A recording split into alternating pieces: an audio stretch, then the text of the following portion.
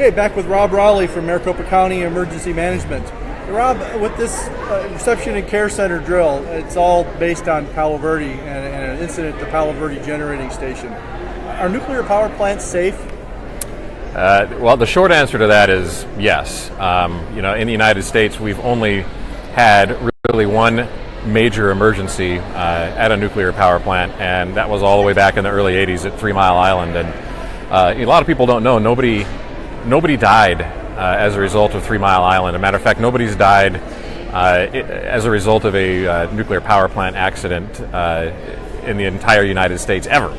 So as a means for generating power, it's about the safest one that we have. But that being said, we did have our one incident that occurred back then. As a result of that, an entire program called the Radiological Emergency Preparedness Program, or REP, was created. And one of the things we do as part of REP is exactly what we're doing here today, which is exercising all of our emergency planning and response processes, such as this reception and care center.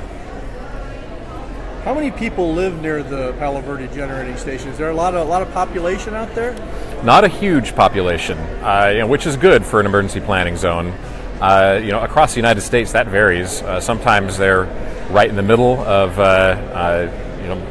large occupied areas. In our case, we have just about 9,040 people that live within the emergency planning zone, and we keep very close tabs on any changes in population, where they're at, so we can plan very accurately in the event that we have to do an evacuation, how many people we might expect to come into the RCC. And looking here behind you, we're seeing a lot of tables set up with computers, people coming through. Can you kind of explain what that process is or what's going on? Sure. So, in the previous segment, you saw us out at the entrance to the RCC. The first thing somebody does that's been evacuated is go through the radiological monitoring to see if there's been any sort of contamination. If there was contamination, then they're going to go immediately into decon and make sure that all that contamination is safely removed, both from them and if they brought their pets, from their pets as well. And then they're routed into here, which is the main part of the reception and care center. Behind us is our initial registration table so that we can keep tabs on everybody that's been evacuated, make sure that we haven't missed anybody, make sure that we have them accounted for in here. That's part of the initial registration. Other folks here are our public health people from the Maricopa County Department of Public Health.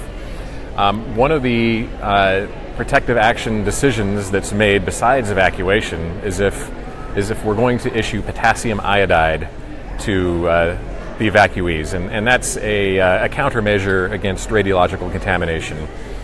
Sometimes you do, sometimes you don't, just depending on the level of the risk. And they'll be issued potassium iodide after they're asked a few questions. And then they'll move on through the process. They have a chance to talk to people from the Department of Economic Security and eventually on to the Red Cross if they have any sheltering needs. Great. Thanks, Rob. We'll be back with more from the Reception and Care Center a little later. Great. Thank you.